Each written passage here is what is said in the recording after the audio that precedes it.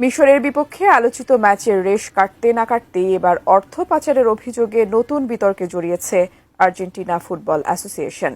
বিশ্বকাপের চলমান উত্তেজনার মাঝেই এফবিআই এর তদন্তে উঠে আসছে শত শত মিলিয়ন ডলারের সন্দেহজনক লেনদেনের তথ্য। কিন্তু কার সঙ্গে হয়েছে সব লেনদেন, বিস্তারিত জানাচ্ছেন মেহেদী হাসান। মিশরের বিপক্ষে বিতর্কিত ম্যাচ নিয়ে আলোচনা এখনো থামেনি। ঠিক এমন সময় নতুন করে আলোচনায় এসেছে আর্জেন্টিনা জাতীয় ফুটবল দলের নিয়ন্ত্রক সংস্থা আর্জেন্টিনা ফুটবল অ্যাসোসিয়েশন বা এএফএ।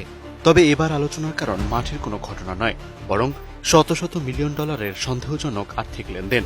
এই অভিযোগের ভিত্তিতে সংস্থাটির বিদেশি আর্থিক কার্যক্রম তদন্ত শুরু করেছে যুক্তরাষ্ট্রের বিচার বিভাগ এবং ফেডারেল ব্যুরো অব ইনভেস্টিগেশন বা এফবিআই। ফলে বিশ্বকাপ চলাকালে মাঠের বাইরের এই ঘটনাও বিশ্ব ফুটবলে নতুন করে আলোচনা জন্ম দিয়েছে। আমি বুঝি নির্মাণের শিল্প, সালাম স্টিল বোঝে ডিউরেবিলিটি। সালাম steel, most durable steel. Argentine সংবাদ মাধ্যম লা নাসিওন এবং ফক্স স্পোর্টসের মেক্সিকোর তথ্য অনুযায়ী তদন্তের মূল কেন্দ্রবিন্দুতে রয়েছে ফ্লোরিডা ভিত্তিক প্রতিষ্ঠান ট্রুপোর্ট এন্টার এলএলসি। বিদেশে এর বাণিজ্যিক চুক্তি, স্পন্সরশিপ এবং বিভিন্ন আর্থিক লেনদেন পরিচালনার দায়িত্বে রয়েছে প্রতিষ্ঠান। অভিযোগ রয়েছে প্রতিষ্ঠানটির মাধ্যমে city bank, bank of America, JP Morgan সহ কয়েকটি মার্কিন ব্যাংকের হিসাব ব্যবহার করে অন্তত $260 মিলিয়ন লেনদেন করা হয়েছে। এখন মার্কিন গোয়েন্দারা খতিয়ে দেখছেন এই অর্থ কোথা থেকে এসেছে, কোথায় গেছে এবং পুরো লেনদেনের সঙ্গে অর্থ পাচার, ব্যাংক জালিয়াতি বা অন্য কোনো আর্থিক অনিয়মের সম্পর্ক রয়েছে কিনা। তদন্তে আরও বলা হয়েছে, লেনদেন হওয়া এই বিপুল অর্থের বড় একটি অংশের কোনো বৈধ ব্যবসায়িক ভিত্তি পাওয়া যায়নি।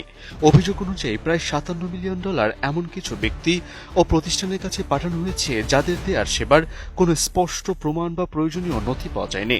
শুধু তাই নয়, সরকারি নথি অনুযায়ী সামাজিক অনুদান গ্রহণকারী হিসেবেও পরিচিত কয়েকজন ব্যক্তির কাছেও এই অর্থ গেছে বলে দাবি করা হয়েছে।